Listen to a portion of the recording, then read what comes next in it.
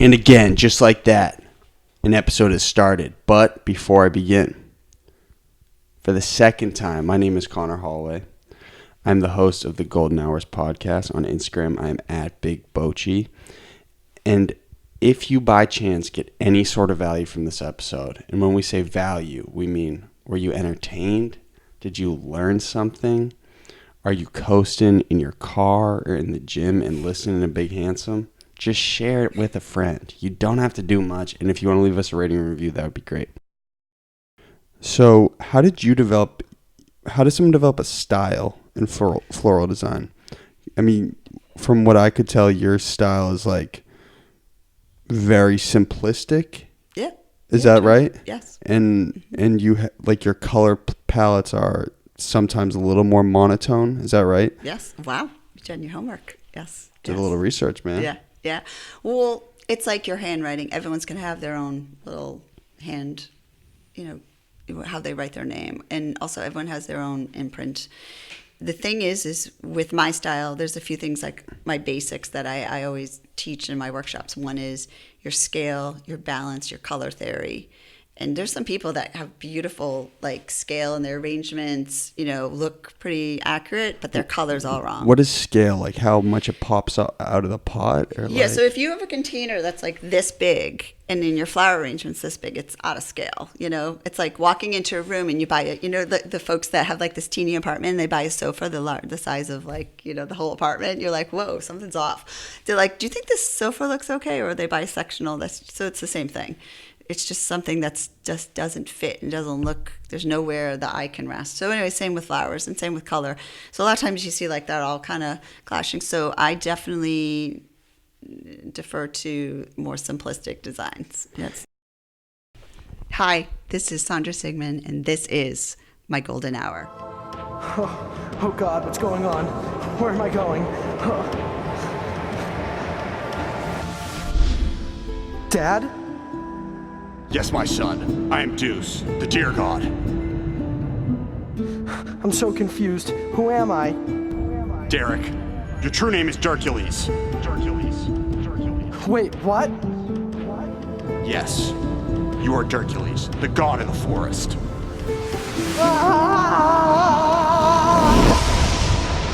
Season 5.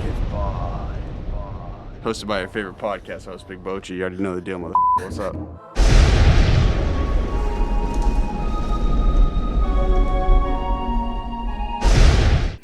Before I introduce the guests to my right, who's in the building today? Hey, Big Fresh, checking in for another episode. And you're owning Big Fresh now as your nickname, which is great. Yeah, I've grown to it. And it makes sense because Big Fresh, right? The emoji I use is actually a cabbage, but I'm going to start using a flower for him online. And then to my right, I'm very excited about this episode because it's like a totally new variety / territory for us in terms of industry. We've been having like a lot of entrepreneurs and professionals up, but the floral industry is fascinating. And so to my right, I have Sandra Sigman of, I hope my accent is Les Fleurs. Yeah, Les Fleurs. Thank you for coming. Welcome. Thanks for being here. Do you want to kind of just give a quick synopsis of who you are and what you do? Yes, but first of all, thank you. This is really definitely out of my comfort zone. I've never done a podcast before, so. Well, you've been doing some content though, right on YouTube. I've seen it. Yeah, a little bit. Your videographer does a good job. Yeah, actually, I found her on something called Andover Moms.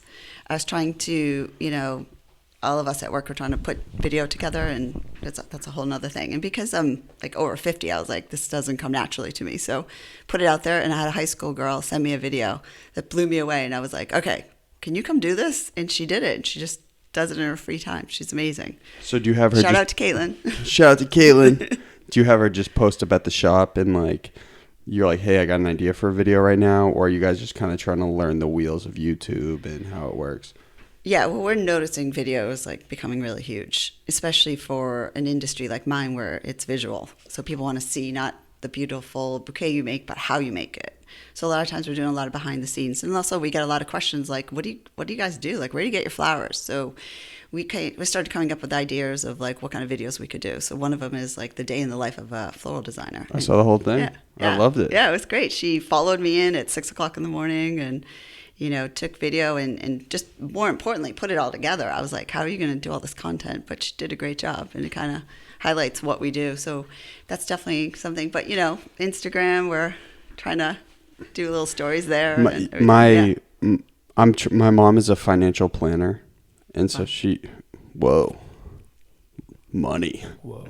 Yeah. But I'm trying to get her heavier on content too, but there's these compliance issues, with sure. people with money. So but it's interesting to see people in your demographics start to kind of navigate social media and how to use it. I think you're doing it in like the most classy, best way possible. I feel like it's very well calculated. Have you been planning it for a while? Well, I always like to tell stories, just like my husband. So Wait, before you tell the story. Yes. Can you tell everyone who you are and what you do? Okay, so sorry.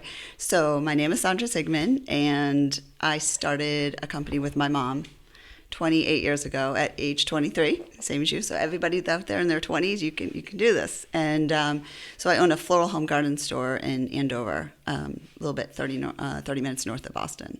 A lot of folks are like, "Where's Andover?" Believe it or not, we're up there, up north. And, I have a retail brick and mortar store. I have about 14 employees now. And we just crank out anything to do with flowers and home decor and plants. And it's not any floral store. It's a very high-end, really nice floral store. I was with my aunt last night who actually lives in Andover. And she was like, every time you walk in there, you feel very relaxed and very alleviated. That's wonderful. I feel like you have a really great attention to detail. How important is that in your industry? Crazy? Crazy. I mean, a couple things. One, to dial back about the experience, that is so important to me. If I can give any advice to anybody starting up, getting a paycheck or, a person walks in and you're looking at dollar signs like, oh, that person, if she buys this, I'm going to get, money down on my car. I don't look at things ever that way because to me, I want to serve, I want to give back, I want to educate. So when folks come into my shop and they're just standing there and they tell me they've had a bad day or that, X, Y, and Z's happened and I can make their day a little bit nicer or brighter. And I mean, look at flowers. I mean, you can't be in a bad mood or you can't, walk in the nature. Unless they're dead. Unless they're dead, yeah. But sometimes but then you people recycle them, like a little compost pile, right? Yeah, exactly. Or people come in and they're like, my dad's favorite flower was, daisies that he used to give to my mom, and could you add those? And it brings a lot of joy to that family, So we are really getting dead daisies or normal daisies? Normal daisies, okay. Yeah, whatever. I mean, it does bring, life to them. So we do try to give back and everything. Yeah. So you start the company when you're 23. Can you just elaborate right now what your day-to-day is like as a floral designer? What is it you actually do? Because I know you do a lot of designing, master florist, but you're also operating a business full-time too. Yeah. I mean, well, the story goes back a little bit further, so I think I maybe give the whole background. Well, it's important because this truly wasn't what I wanted to do with my career, with my life. Mm-hmm. It chose me. And how it chose me is, I always say, I come from a family of creatives. So I had a grandfather who immigrated from Italy, barely spoke English, and he was a pastry chef. So creative. And his creativity came through in these gorgeous wedding cakes he used to make. And he used to make icing flowers that were so intricate. I used to watch him and I'd be like, no. What are you doing? And he'd show me. And they were just these amazing, gorgeous cakes. So that was the first kind of glimpse of something that was my left brain versus my right brain. I was like, this is kind of cool. And then the other side of my family was my Swedish grandmother, my mother's side, who grew the most amazing, peonies and dahlias and everything in her garden. And I was like, oh my God, that's absolutely gorgeous too. Where was she from? Well, my grandmother was from Sweden, but immigrated to the Worcester area. Okay. So I grew up in Worcester. So my mother wasn't a big surprise that she became kind of like a floral designer. She would put flowers together And my father came home one day, and he worked for Nabisco Corporation, and he said, Nabisco, like Cheez-Its and like Chips Ahoy. Chips Ahoy, Oreos. Nice. It's a fire company. But want to hear something funny? Provide a lot of joy in my life. My friends would come over, and they'd be like, "Oh my God, look at there's like cookies and so many snacks." Yeah, it's snacks, and I'd be like, "Ugh," like I was so sick of them. Like, here, eat them. Like, take them. Well, take them home with I'm you. sure your kids are like that with flowers, right? They're like, "Oh, I don't want to see another flower." Believe it, this is funny. I don't take as many flowers home as one would think. By the end of the day, I'm sure your like, house is still loaded with flowers, though. Lots of gardens. I love my garden. Yeah. So my dad came home from work one day, and he said to my mother's name was Madonna. So Whoa. yeah, I told her, "Your mom, you were the first Madonna. You're the real Madonna." Yeah. So I said, he said, "Madonna, you've got to come in with your bouquets and show them to the grocery store owner." And my mom was like, "I have 4 kids." Like, so she put us in the car, and all 4 of us went off to the grocery store with all these handmade bouquets, and we went in, and the grocery store owner said, "Oh my God, these are so great. You have to give me like 200 by like in 2 weeks for like Easter or something." So we were like, so my mother was like, "I don't have enough flowers in my garden." So she said to me one day, and this was very pivotal for me. I was probably like 10 or 11. She's like, "Sandra, we're going to go take a ride." And I was like, "Where are we going?" And she's like, "Just get in the car." So we drove from Worcester to Boston, and we drove. Are you the oldest of all the kids? No, I'm the third. Okay. So we drove to Boston to this like big warehouse, and I was like, "Where are we?" And I walked in, and I literally just stopped, and I was like, "Wow, this is amazing." And it was the Boston Flower Market. Still in the same place now, right? No, They've developers. Yeah, that's a whole other story. I know. It's kind of sad. So yes, that was my first entry into flowers. I was like, "Wow, this is just pretty cool." What was it like back then, the flower mart? It was actually a really kind of sweet story behind it. There was all these guys, mostly guys, would start like, "I'm the rose guy, I'm the carnation guy," and they would start this little co-op. So they would show up with their carts, like the early 1900s, like a really long time ago. And they started going to this place, and they decide to call it the Boston Flower Exchange or Market. And each person would come and have their little cart, a little stall. And you'd go, and it's like a little farmer's market, and you'd get your flowers. But specifically just flowers, correct? Yeah, just flowers, because the produce is in Chelsea, where you get the restaurants get their veggies and fruits and etc. So back to the flower market, these families just stayed generation. And then all of a sudden, all the development started coming in for the Seaport District, because it was down on Albany Street. Mm-hmm. And unfortunately, it had to be a majority rule, and a lot of families, sons and daughters went on to do other things. So it had to be a majority, and they just got tempted with way too much money, and a lot of families wanted out. They just didn't want to carry on the tradition and sold it. So they have tried to rebuild it, and it's now in Chelsea, kind of near the fruit and produce section. I mean, I hope I'm not misspeaking about this, but I don't think it's the same. And maybe because doesn't have that same authenticity. It just doesn't, and it's just kind of changed a little bit, and the way we buy flowers is really different now too. So that's a whole other thing.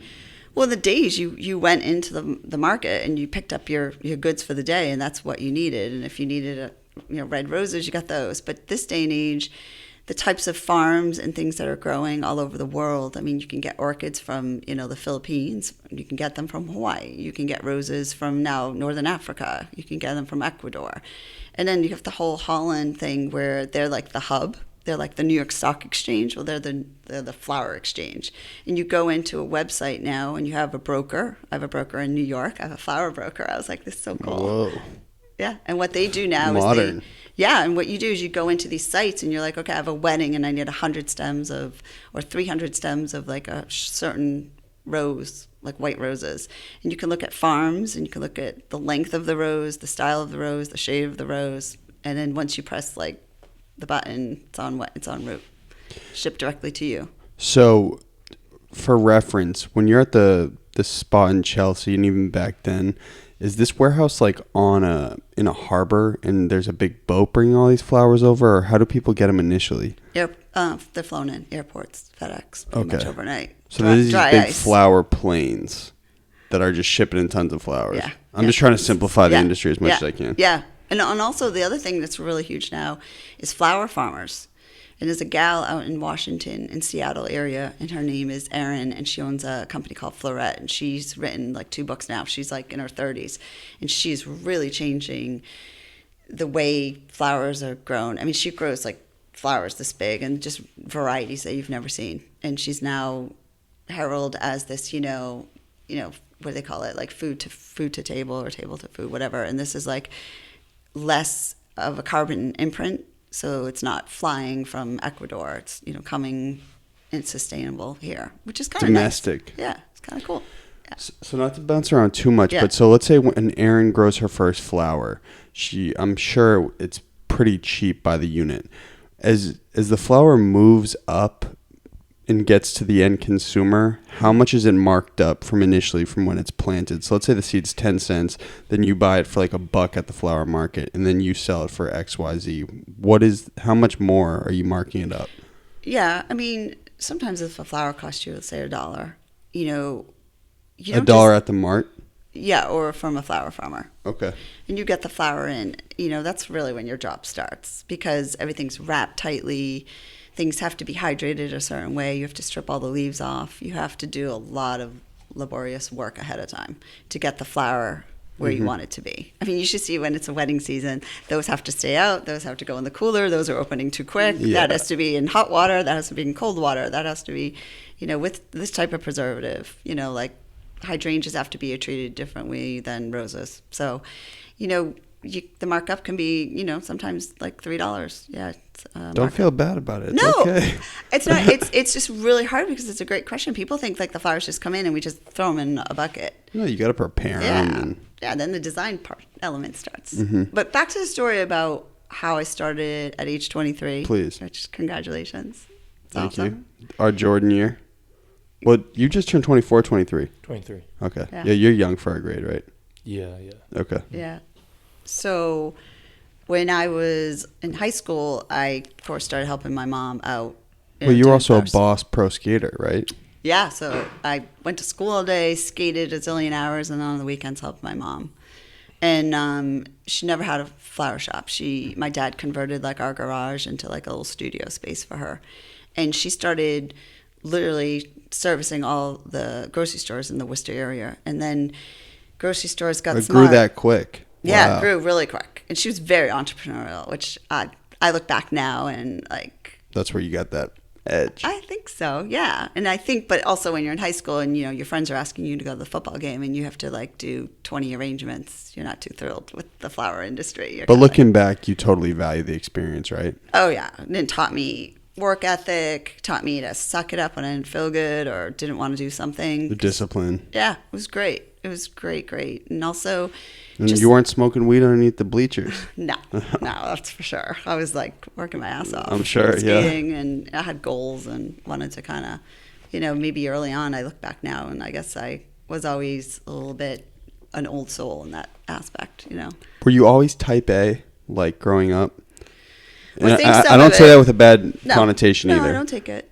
I think my skating kind of formed that. Like if you have coaches who are like, excuse my French, up your ass, like land that, you have 7 triples. And if you don't land it in the first part of your sequence, you got to throw it in somewhere else. And there was just all these like intricacies about how you have to perform. I mean, think about it. You're 15 years old. You got to get on the ice, not only in front of the public, all these judges that are literally have pen and paper with and just smile. Like and you're okay. like, okay, I got to land 7 triples and I've got to, be on key and I got to do everything my coach tells me. And I just tore my ACL, but no one's supposed to know. Yeah, totally. And, and people think like, figure skaters are just out there in little tutus and floating around. Psycho. It's crazy. It's crazy. And perfectionism is the end goal.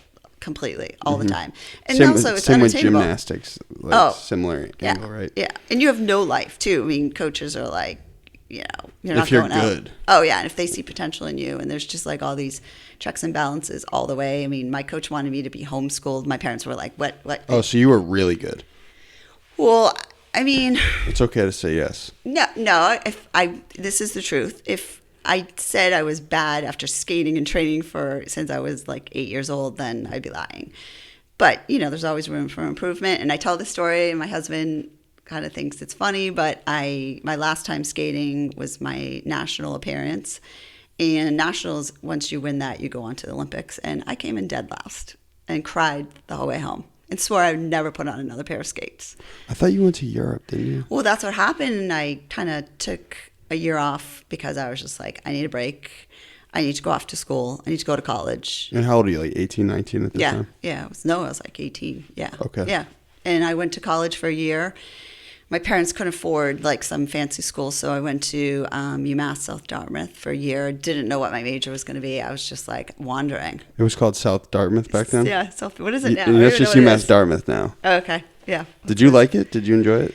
You know what? I think there's so many yes and no. I mean, yeah, I met some amazing friends. I met my best friend there. Her name's Kim. Hi, Kim. Shout out to Kim. Yeah, who works at Putnam Investments. Money. That's another story. That's a great story, too. Don't let me circle back there. But anyways, went off to school for a year and just kind of was miserable. I missed skating, but then I didn't You were miss boarding skating. at Dartmouth. Yeah. Okay, well, for reference, Abu, have you ever been at UMass Dartmouth? No. Like concrete. It is not the most aesthetic campus of all time. No. One of my closest friends went there. Yeah.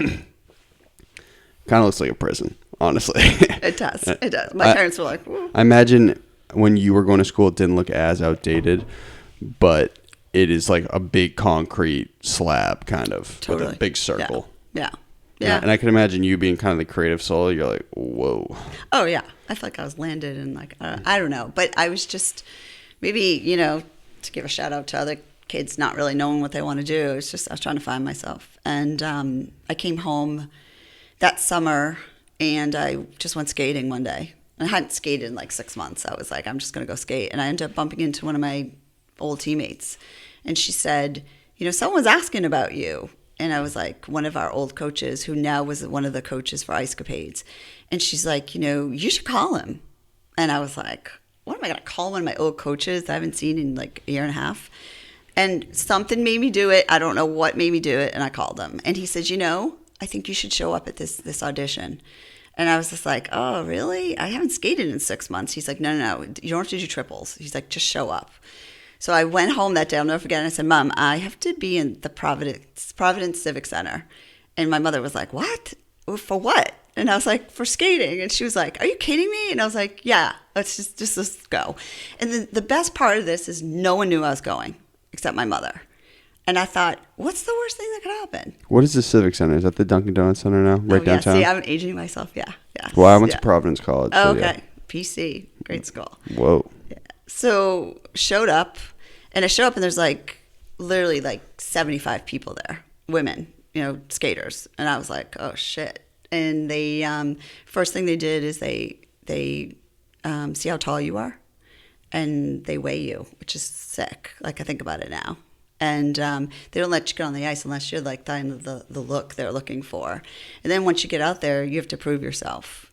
And I was like 75 people, and we're all like crashing into each other. And then they lower it to like 50 people. 50 what was the skaters. audition for? Like Disney on Ice or something?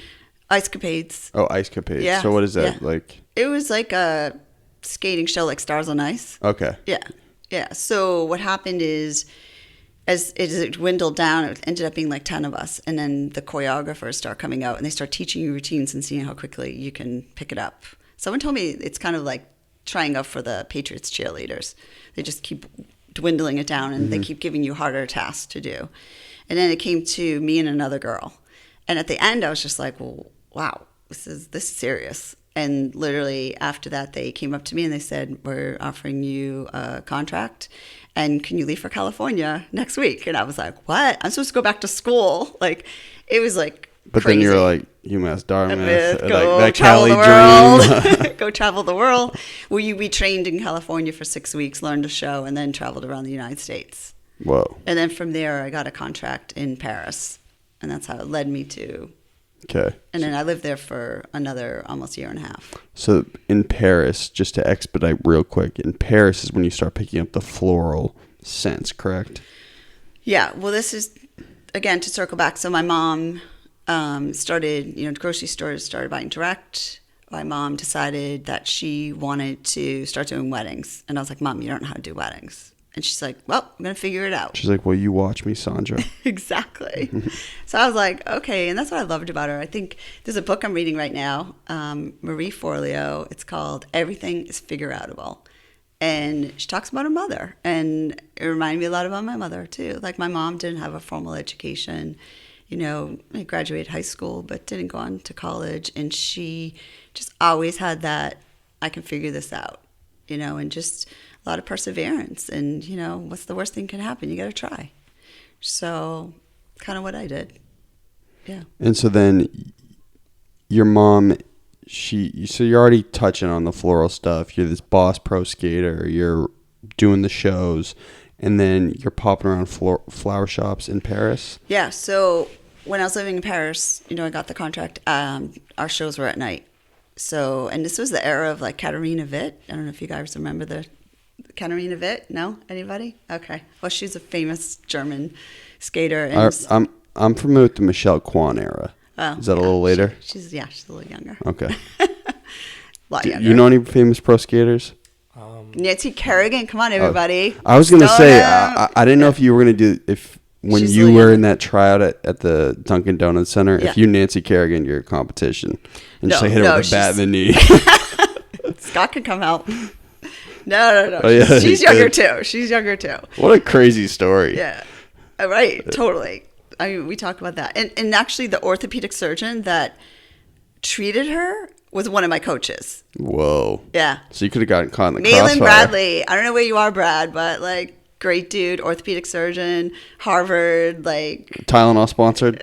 Probably. Oh, for reference, we didn't note this, but Yes. if you go back to maybe episode 51, 52, 53, Sandra's husband is Dr. Scott Sigman, who is the incredible strapping young orthopedic surgeon who both fixed my shoulder and is Tylenol sponsored and delivered a great episode on opioid sparing procedures. Yeah. Yeah, he's pretty inspiring. He's a healer. Well, Knees and shoulders, left and right. do you and Scott have a kid? No. I was going to say, if you did, it'd be the next Jeff Bezos. This thing would be Okay, epic. wait. Okay, excuse me. I have to give this street cred to my husband who bought us a furry dog who's considered our child. Yes. Okay, well, does that thing have insane brain power? Because if you and Scott were to have a kid, it'd be game over. No. You know what? When we first met 10 years ago, I guess I could have had a child, but I was like, we only have boys. We have 5 boys. Whoa. And I was like, you know what? Do I really want 6 boys? No. I love my boys, but I think 5 is You enough. guys did a big disservice to the world. Yeah, You could have come up with some kid that was just curing diseases and which would have been great. starting businesses, entrepreneurial. Yeah, we have 5 beautiful boys and a cute little furry one, so that's good. Have your businesses ever crossed over? You're in Scott's? Oh my God, completely. And it's funny because, good story, a customer came in yesterday and was starting to talk to me about he's like, you're married to an orthopedic surgeon. I was like, he's like, my back, my this. Come to find out, he's a huge Peloton person, and so is Scott. Start talking about that, and I was telling him about Scott's ortho laser because he doesn't want to go in and have his non-invasive. Yeah. So I was telling him about ortho, and all of a sudden, one of the girls who works for me, my GM, Kate, said, "Oh, here, I have one of the brochures," and handed it over. You know what I'm? So it's it's kind of cool. We have similar customers. You guys got a now. little empire going up there north of Boston. No, honestly, I think we're both just trying to serve. It's the best way. The only way I know provide how. some value. Yeah. All right, so back to Paris. Yeah. So I'm living in Paris. Our shows are at night. And, of course, maybe the first couple of months living in Paris, I was, staying out a little too late and... Couple drinks. Yeah, living it up in Paris. I was like, why not? And my mom said to me, Sandra, you're in Paris. And not that, seeing and going to bars is not a great thing or nightclubs, but, there's a lot more there to explore. And I was like, oh, she's probably right. So during the day, because remember our shows were at night, I would just kind of wander around. And finally I just started migrating to these flower shops. And I have no idea why, but now hindsight, I think it was connecting me. I was missing home probably a little bit. And I would just go into these flower shops and be like this kid who would just sit there and say, how'd you do that? Well, why are you doing that? And these French florists were just so kind to me. And they kind of took me under their wing and taught me all their techniques and all their, style. And it's really the framework of how I started my company. I definitely still use a lot of the same techniques they taught me 28 years ago. So then you come back. Skating is done. how does Les Fleurs start? Yeah, so living in Paris, it's going on a year and a half. Well, you liked it though, right? You Yeah, enjoyed it. loved it, but I was burnt out completely. Living on the road for that long time, you're tapped. It's like, the shows start to get you, your body's taking a beating, and I just think I was, homesick. I was ready to come home, and then to like highlight is my mom had breast cancer, and I just was like, you know what, you get that gut, you get that like, I think I'm done. Like I guess I knew I was done, and it was hard. Don't get me wrong, it was like taking away my identity. I didn't know what I was going to do after that, and came home and had some money. Not saved. I didn't make a lot of money, but I did make enough that I could afford an apartment in Boston, and I enrolled at BU. I was like, not going back to UMass. I just said, you know what, I'm just going to try Boston for a while. And I would come home on the weekends to help my mom with her shop, or her flower business. And I used to say, Mom, there was this flower shop in Paris. It's called Les Fleurs. They wear black aprons. They do everything in their hands. And let's open a shop together. And I mean, secretly, I thought maybe this would like give her that spark to, battle her cancer, amongst like when she was throwing up from chemo. I thought, maybe this will like brighten her day. Maybe this will give her positive energy. I was like, anything, to kind of save or cure or make my mom's day a little bit happier. Mm-hmm. And I was a business major in college. I was an economics major. So I was like, I'll be the business side. And Mom, you'll be the creative one. And she's like, well, you know how to design too. I was like, yeah, but like, at 23, I was like, so we decided to open Les Fleurs together. And we looked in Boston. And back then, and like it was like 1989, 1990, there was only Newbury Street. So when I was looking at rents around here, we just couldn't afford it. And it was still high back then. Yeah, it was, and it was only Newbury Street. There wasn't like there is now, like the South End and the Seaport. There just wasn't that. So we found a spot up in Andover. I was engaged at the time, and I thought, I'll to my first husband, and I was like, he was from that area. I didn't know a soul in Andover, and I was still living in Boston, and my mother's from Worcester. So I mean, it made no sense, but it felt right, and we signed a lease for a year in this like little side street. And, put our shingle out, and that was in January, and my mom died in February. Oh, man. And, yeah, she had complications from a surgery and just died kind of pretty quickly. I was just like, this just sucks. So you're 23, you lose your mom, and you had just started this business venture with her. Right. All at the same time. All at the same time. And this is when I tell my children, I tell anybody that will listen, there's going to be hard knocks in life. You are going to have things that are going to knock you off your feet, and you're just going to be like, I can't get up. I don't know how to do this. Like, what do I do? And this is when you have to dig deep, and you have to say to yourself, I can do this. I can figure it out.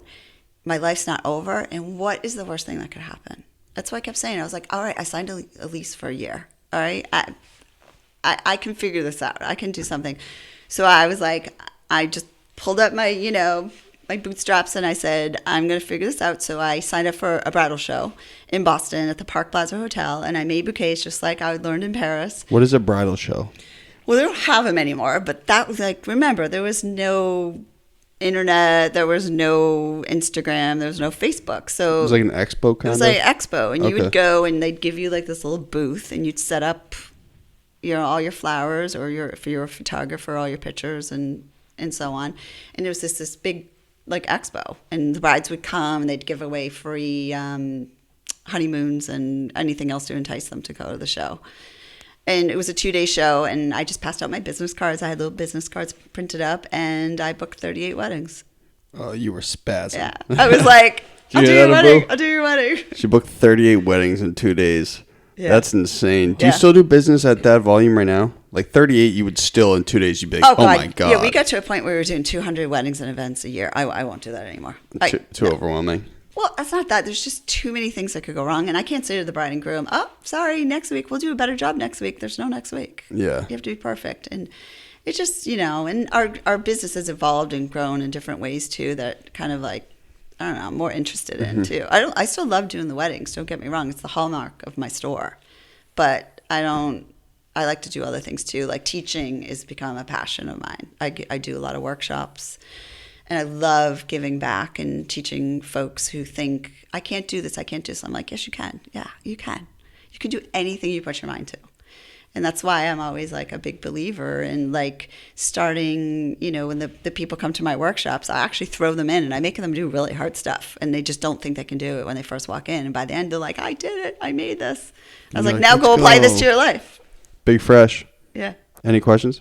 I have like 2 questions. Sure. First one's pretty quick. Is like, so when you're first starting, after your mom passed away, is it just you running the company, or do you have people helping you?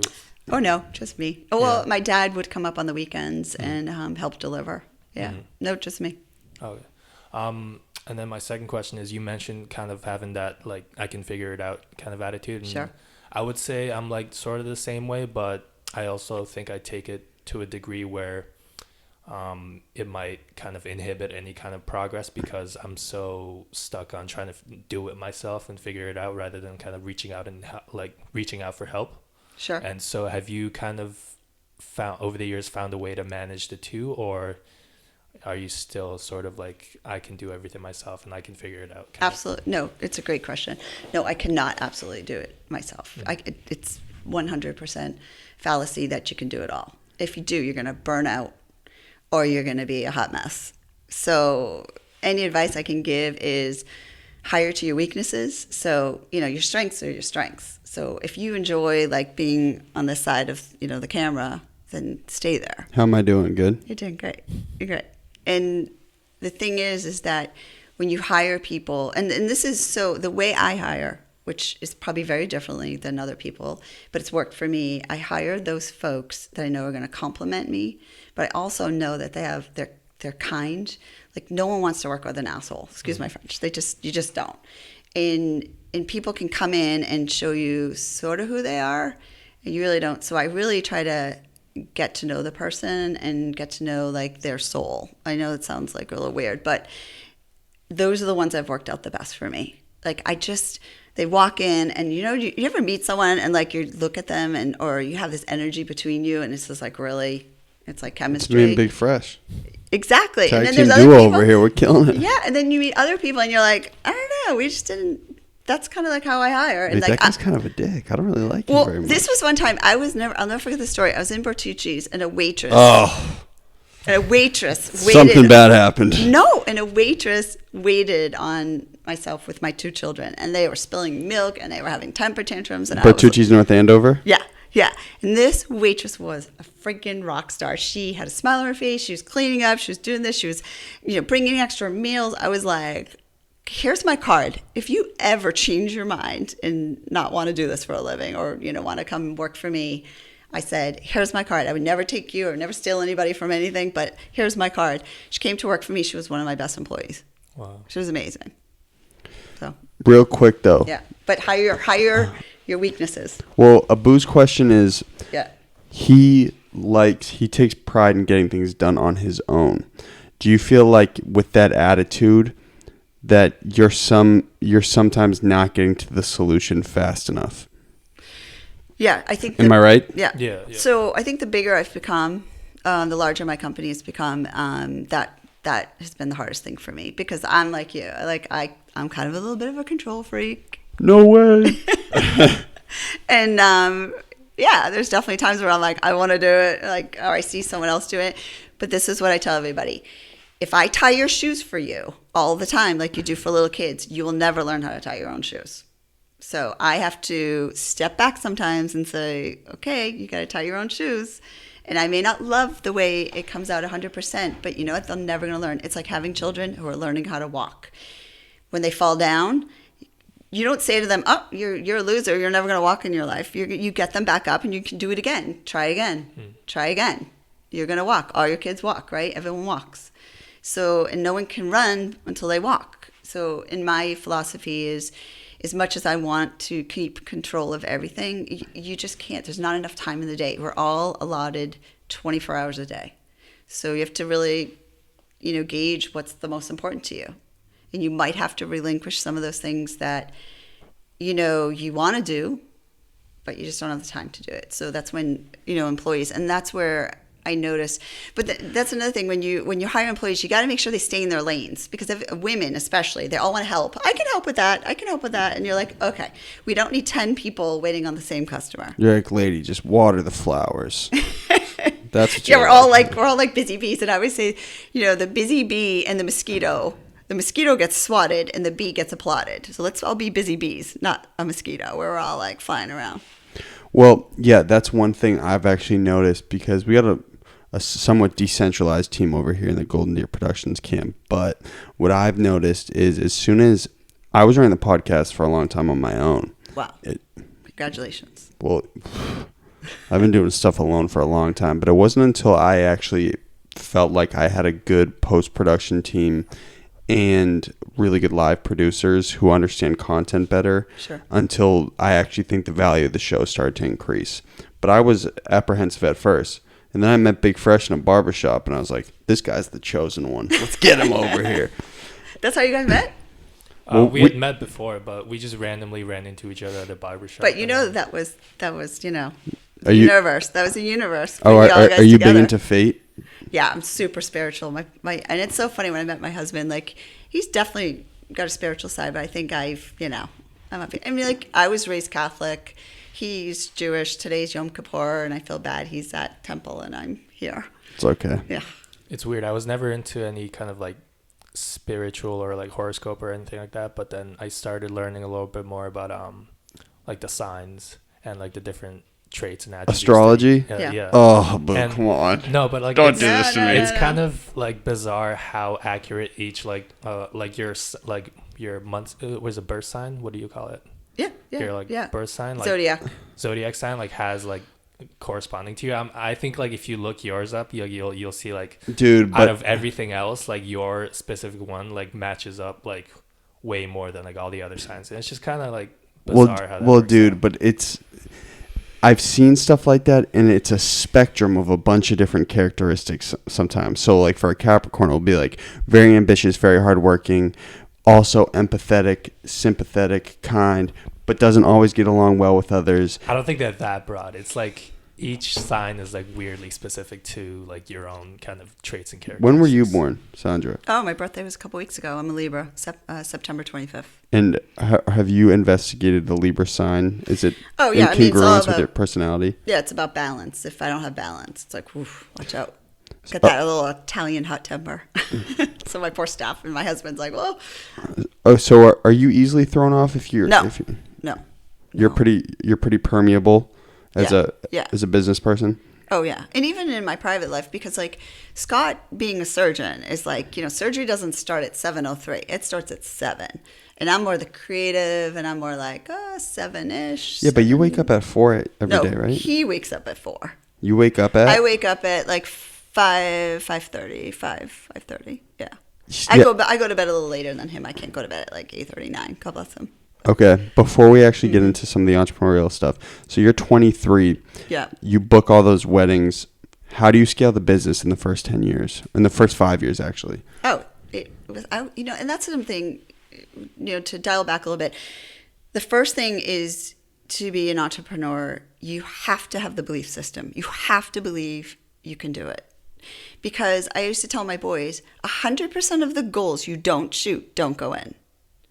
Think about it. 100% of the goals you don't shoot. You've got to take the shot. Sandra, I got to be honest. I think a million people have said that before. No, but I say it to my boys because they were like little hockey players, right? They didn't understand. They were like, well, then they turn into ball hogs. You can't be doing that. No, puck hogs. Yeah, puck hogs. No, but I simplified it in those terms. Wayne Gretzky said that quote because at little kids, they just don't understand. Like, well, I didn't have the shot mom and the goalie. I was like, yeah. Do you think 3 forwards and 2 defensemen and the goalie are just going to say, "Oh, Mitchell Sheehan, come on in, shoot the puck, come on in. I'm gonna let you score the goal." And it's the same thing with work, with businesses, whatever you do in your career. The belief system that you can do it, that you will find the way, or that innately in you. If you don't believe in yourself and you have doubts, which we all do, but I think to answer your question, in my 20s, if I had that belief system, I was always doubting myself. I was always like, should I do this? Should I do that? Oh, that's not going to... And I also cared way too much of what everyone else thought. And I think if I could tell my younger self something, I would have scaled much faster and much easier. I just put myself through a lot of heartache. So how long did it take you to scale from like doing what were you doing, like 50 weddings a year, or to really reaching like a bigger critical mass? Yeah, I think when I started my second business at age 37 is when I really had like money in the bank and had a lot of, respect in the community. And So it's 14 years. yeah, it took a while. I mean, I was really well known in the wedding industry. What do you mean your second business? Yeah, I just came up with this great idea to start another business. And I did another company where it was more bringing in French antiques and a lot of design based, and I did a lot of interior design. So I was working full-time at the flower shop and then opened another shop in Andover with a partner, and we kind of did both for 10 years. And then I was just like, I just can't do two stores anymore. Well, it made sense though. There's some crossover between the industry and the market, right? Yeah. For And I sure. also missed France, and I thought it was my way to get back into France. And so I just decided to kind of do that. And now I do a lot of it at the shop, at the flower shop. I go to France, I bring containers over of French goods, antiques, production goods, soaps, perfumes, all the stuff from France that all us girls like. So let's say someone is interested in the floral industry. What would you say is a good place to start? For instance, my mom loves flowers. Oh. But she's been heavy in business her whole life, and so when she retires, she wants to do something in the industry. And obviously, this isn't really for our target market, but shout out to my mom. But Hey, Mom. yeah, like what would some good steps for her to be to start getting involved in understanding flowers better? Oh, for sure, interning. Like, go ask whoever you idolize. Go work for Sandra. Yeah, like I'll sweep your floors. I will just absorbing, because there's just nuances. I'm sure there's nuances here. Like, I wouldn't understand, setting this all up, but if I guess I hung out here for a week, I'd probably pick up some stuff. So it's the same way. I mean, you just have to work under some sort of master. I mean, you're going to learn much going to school, or I guess, you could go online and watch a YouTube thing, but I would say intern 100%. So how does someone develop a style in floral design? I mean, from what I could tell, your style is like very simplistic. Yeah. Is that right? Yes. And you like your color palettes are sometimes a little more monotone. Is that right? Yes. Wow. You done your homework. Yes. Did a little research, man. Yeah. Well, it's like your handwriting. Everyone's going to have their own little hand, how they write their name. And also everyone has their own imprint. The thing is with my style, there's a few things like my basics that I always teach in my workshops. One is your scale, your balance, your color theory. And there's some people that have beautiful like scale and their arrangements, look pretty accurate, but their color's all wrong. What is scale? Like how much it pops out of the pot? Or Yeah, so if you have a container that's like this big and in your flower arrangement's this big, it's out of scale. It's like walking into a room and you buy the folks that have like this teeny apartment and they buy a sofa the size of like, the whole apartment. You're like, whoa, something's off. They're like, do you think this sofa looks okay? Or they buy a sectional. So it's the same thing. It's just something that's just doesn't fit and doesn't look, there's nowhere the eye can rest. So anyway, same with flowers and same with color. So a lot of times you see like that all kind of clashing. So I definitely defer to more simplistic designs. That's my style. And that's pulled from the Parisian influence? Totally, yeah. And I still go over all the time, and I'm always learning, always. And so how have you twisted that to kind of make the Sandra sauce? Like, is there anything a little bit different than what we would see in like a flower shop in Paris? Like, so if someone's buying like, okay, yep, these are definitely flowers from Sandra. Is there something that's trademarked? Oh yeah, totally. Everyone sees our designs and is like, I know that was a Les Fleurs design, because when I started doing this type of work with my signature style, whatever you want to call it, a lot of folks weren't doing that.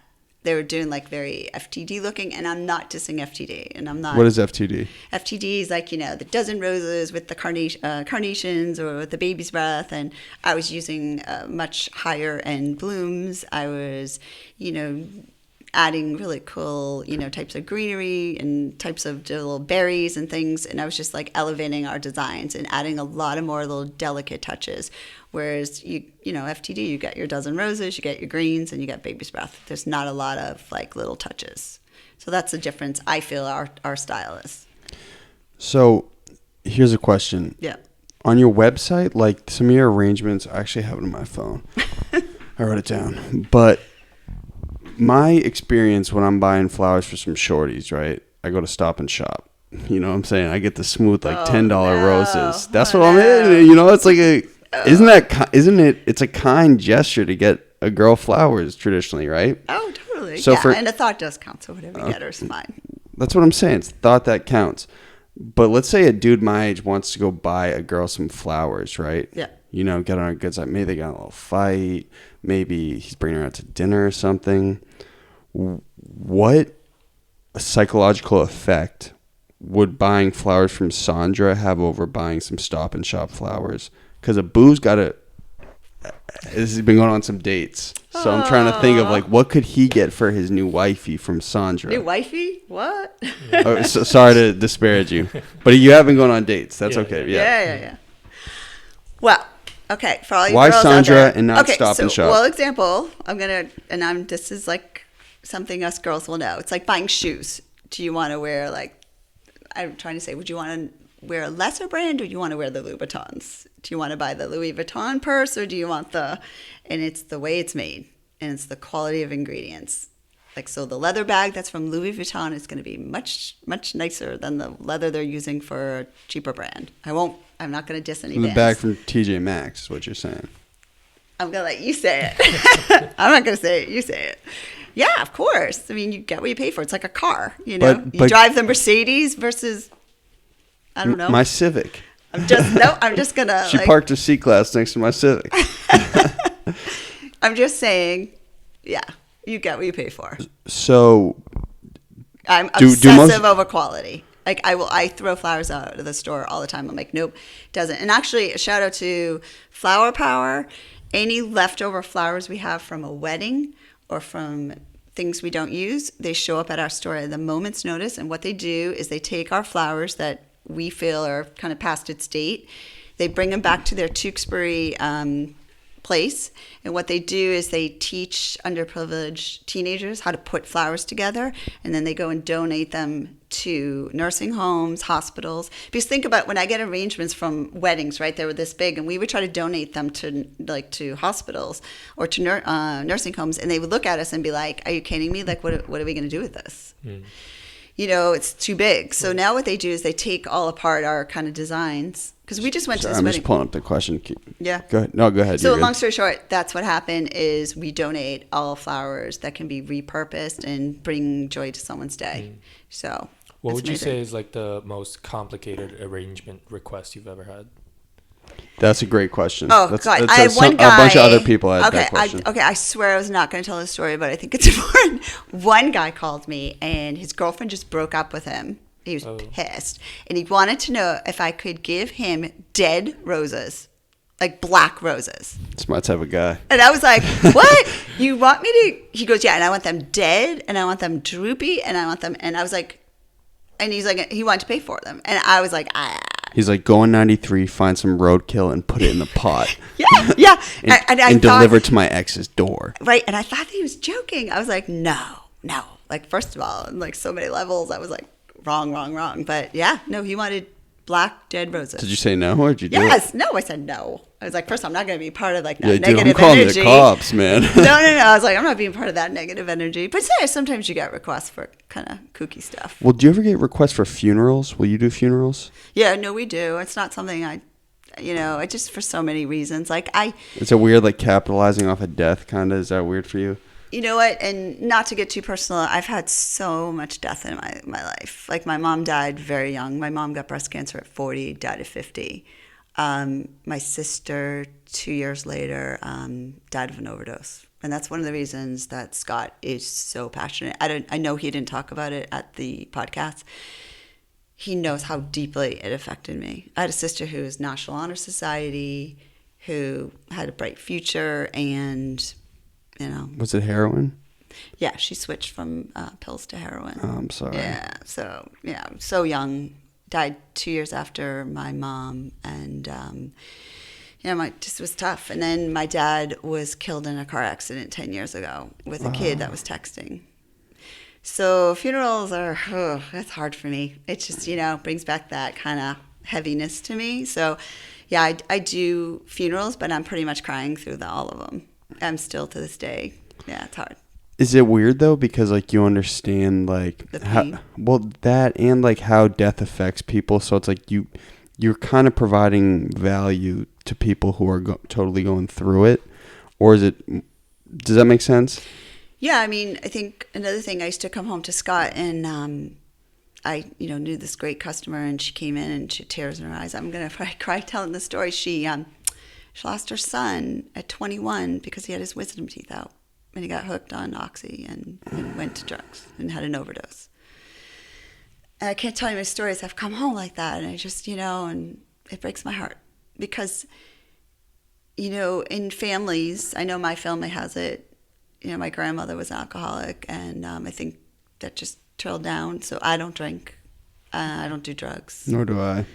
Yeah, I have my coffee. Yeah. That's about as strong as I go. And it's my choice as well as your choice. And but just, be smart. I tell my kids, be good decisions. I'm not going to micromanage you. My husband's always like moderation. But yeah, it's a killer. Like, be more self-awareness. And I think as younger, I would have taken much better care of my mental health. Well, do you ever think a lot of successful people, and it's what I'm gathering from you too, is Sure. You probably are pretty obsessive. At what point did you realize you had to channel some of your obsessive nature to productive stuff, because you could probably swing on the other end pretty easily? Because I feel that way about myself a lot. I'm like, I have to be hyper productive because I know I could get hooked on some bad shit if I let myself meander. Yeah, I think having gratitude, getting up every morning, thanking God for all that you have, and really keeps me really grounded, because you could lose it all. Does that make sense though? Yeah, of course. Yeah. No, I mean, I definitely have that personality trait, but I think, when I was younger, it was a little bit more heightened, but now I'm a little bit like older and a little bit more chill and a little bit more like, I don't really give a shit anymore about certain things that used to be really, really important to me. But yeah, you got to channel it. And I'm also, which maybe you are too, I'm like, my schedule is like my life. Like and this is just my choice. I don't watch TV. I don't do anything that's like a time suck. You listen to some podcasts though, right? I'm a huge podcast lover. I mean, I'm not like working on myself, working on my business, or doing something I really, really love. Then to me, I feel like I wasted the day. And that's something I work on every day, because like sometimes you just need to chill. But that's hard for me. I'm sure it's hard for you. It's hard for Scott. It's whack. Yeah. I don't really want to chill. No, and that's another thing. Like, I tell my boys this, find your passion. Find out what you love to do, because your life is pretty long. And if you're doing something you really hate to do, like, that's just not going to fulfill you. And it's not going to sustain you. You're going to like be bitter. You're just not going to be good for anybody, yourself, your family, your spouse. So find what you love to do and do it. Just do it. Get up. I get up and jump out of bed every single day. So I'm going to circle back to my best friend. Sounds scary. Kim. Yes. She works. Like, let's go. Yeah. So she got a job with Putnam Investments the same time I started my company. She is still there. She's, and she got the fancy office. I was like a little envious. I was like, wow, and honestly, I think I can speak first. I think she just goes in for a paycheck now. I think she still likes it, but I just think like, it's not rewarding for her. Yeah. So I think, I tell my boys, I was like, and I know some parents are like I know when I went to college, I wanted to study art and design, and my parents were like, oh, no, it's got to be business. And you know what? Go study whatever you want to do, because if you're going to like it and you're going to love it, you're going to do it well. You are. It's just simple math. You guys, like you said, you jump up out of bed, you're excited to do your podcast. No, I'm saying you do that. I do that too. I'm sure you do it. You like look in the mirror, you're just like, let's go. Yeah, completely. This is the Sigman Empire. Yeah, So I have another. And Scott says, "You want to pop some Tylenol today?" They go, "All right, yeah, fine, we'll do it." Well, this is another cute story. So I go to take this master class like 4 years ago with all these like other floral masters, and we're all sitting around the table, and we're talking about social media and how to like get the word out. So I mean, I started like dabbling a little bit in, like Instagram, Facebook, and this one girl was like, "So how long have you been in business?" I was like, "Oh, like 25 years." And she's like, "How many followers you have?" I was like, "I have 800 followers." And I was like so proud of myself. And I was like, "Well, what about you?" She goes, "Yeah, I started my company 2 years ago. I'm like 24." And I was like, "How many followers you have?" 20,000. I was like, "What?" So I was like, "Damn it." And I came home and I basically taught myself as much as I possibly could about social media. It's changing every day. It is. And that's what she's going to say. Like, so 4 years, I just became it my mission. I was like, but I did it in a way that not to be like, you know, I want to show them and it's all about having likes. I was like, how can I serve? Like, how can I get what I do? How can I make someone happy? How can I like change? Do a little value. Yeah. How can I do value? So, you know, I remember when Scott was kind of starting to get into it too. Follow that fro. Right. And I was like, you know. There's a hashtag, follow the fro. But he fought me a little bit on it because he was like, well, honey, doctors are not. Like, I was like, why not? If you go to an airport and look around, everybody's on their phone. He was gonna live stream him putting a shot into my shoulder. He was? Yeah. Yeah. That would have been great. Yeah. So it's important. I have a question that actually Sure. kind of relates to that. So, you know, you started this company over 20 years ago when social media was not didn't what exist. it was today. And because I think your business it touches such a personal kind of aspect of people's lives, like word of mouth is like a big kind of marketing tactic in a way. Sure. Do you find that that's still the same today, or are you almost like, do you feel like you have to kind of get advertisements out on social media and do all this kind of other stuff? Yeah, another great question. I think to me, especially in my industry, women love to talk and love to refer, you know, and I do too. Like if you have a really great thing or you're like using something that's a great product, you always want to share it with your girlfriends. Tell your girlfriends about the podcast. I will. I totally will. I was telling some of my customers and they're like, "What, podcast?" I was like, "Oh, okay." Yeah, you got to see these two kids in the back of this warehouse. They're so handsome. They're amazing. Yeah. So I think referrals to me is the biggest form of flattery that I could ever receive because it gives me affirmation that someone has used us for something and they liked it and then they were willing to pass our name on. I mean, that's like, you know, people can talk about whatever they want. They don't have to talk about Les Fleurs or something else. Like, it's kind of cool. Like, same with you. I mean, they could listen to any podcast. The fact that they listen and you're like, you know, respond or give me a shout out, like, that's amazing because like everyone wants to be noticed. But I totally get what you're saying. Yeah. Like within the wedding space, word to mouth is by far the most effective marketing tactic. Yeah, brides are not going to go Google. I mean, they will, but for most part, they want to know like someone else has used you and they had a good experience with you.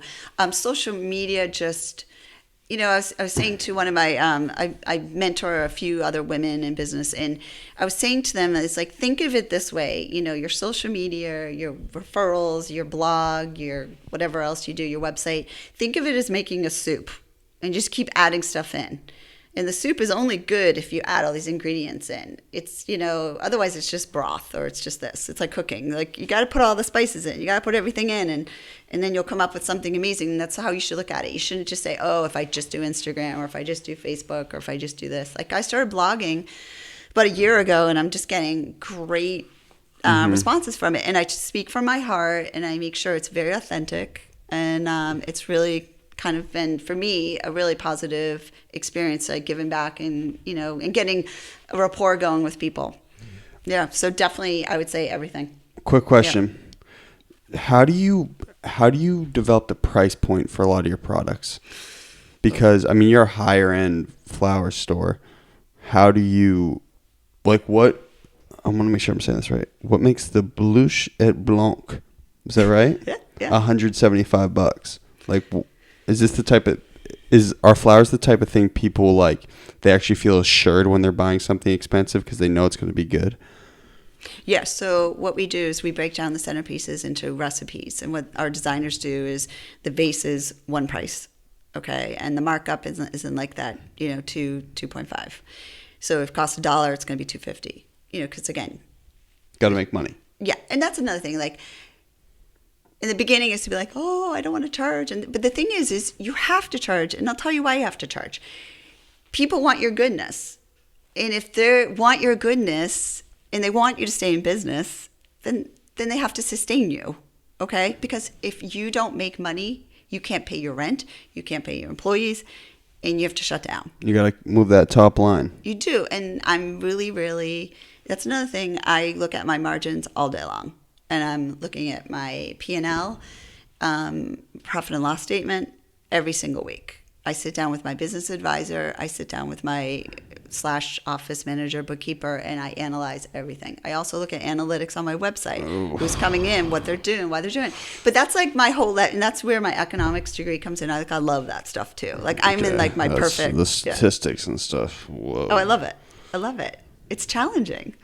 Like how do you know, like opt-ins, like I was noticing like we weren't just getting a lot of signups on our email through our website. And I was like, well, you know what? Probably I wouldn't want to sign up and just get nothing in return. And I was like, how about the number one question I get at the shop outside of Flowers?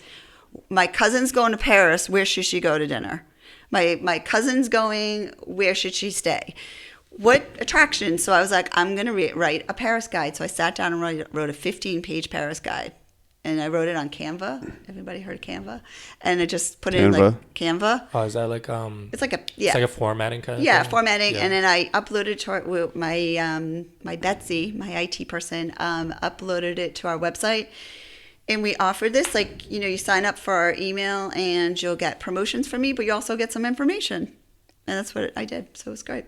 Okay, quick segue back to why the pot's 175. Yeah, so anyways, the vase is one, and then you also, it takes time for a designer. She doesn't whip it up in 2 minutes. It could take her up to an hour. So labor has to come into it.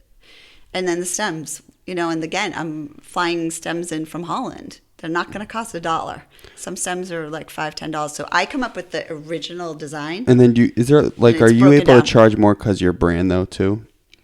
I mean, I don't know. I'm because like think about it. There's a lot of great floral designers out there too. I mean, I'm just like, I just do me. And I do what I do. And I look at the price of the vase, I look at the price of the flowers, and how long it takes us.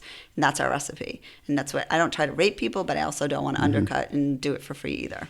And that's something when you're a floral designer, you know, I'm at this wedding this weekend, and I'm like, oh, just one more. And, you know, and those one mores, and you add up I listened to a podcast where someone added an extra rose. And if you add an extra rose to every arrangement for a whole year, you're talking thousands and thousands of dollars. So you got to have a lot of awareness about that. Got it. Yeah. Quick question for some value, for some hashtag content. Not to make this a gender thing. Sure. But I know a lot of great young entrepreneurial minds who are girls. And in my experience, a lot of them hesitate to start their first business because of judgment. Can you give a little advice to them? And yeah. Oh my God, like hallelujah. I'm so glad you asked me this question, because that is really where my heart is right now, is helping other. And seriously, email me, girls, DM me, whatever you want. I am the biggest advocate for helping other women. And not to say that, you know, guys, I mean, we're all in it together, but for some, I just have this affinity for women. And it's harder for girls. Yeah, it's harder. Like, we judge ourselves, we judge each other. Oh, look what she's doing. You know what? We all should win. We all should make it. And I think with women who are starting out, they're so afraid. Like, guys are a little bit better with this. They're like, screw it. I'm just going to put it out. I'm just going to like make that video. I'm just going to show myself. And girls are like, does my hair look okay? Is my makeup okay? I don't know. It's not perfect. If, like, us women, we feel like we have to have it perfect before we can present it to the public. And that's so untrue. It's really not. I've stumbled, but who cares? Trust me, they're on to the next, you know, story after you.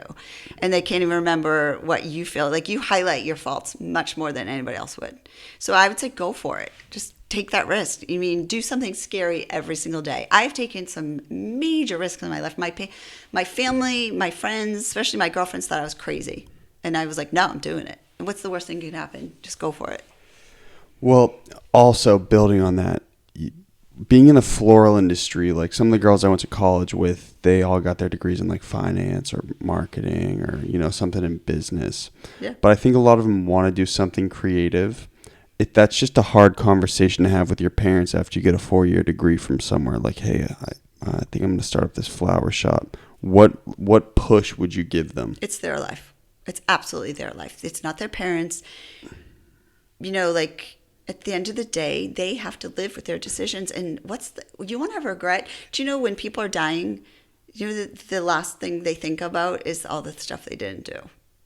You know, every person I've ever died in front of me says, I wish I did this, or I wish I did this. And you know what? It's not your parents' life. I tell my kids that all the time. It's not my life. It's yours. And you, at the end of the day, have to come to peace with that. So, Mom, Dad, I love you, but I'm going to show you. But you got to just shut up. Yeah.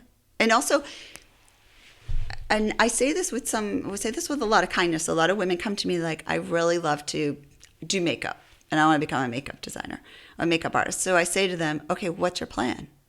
I don't have a plan. I just want to do it. Well, then it's just a wish.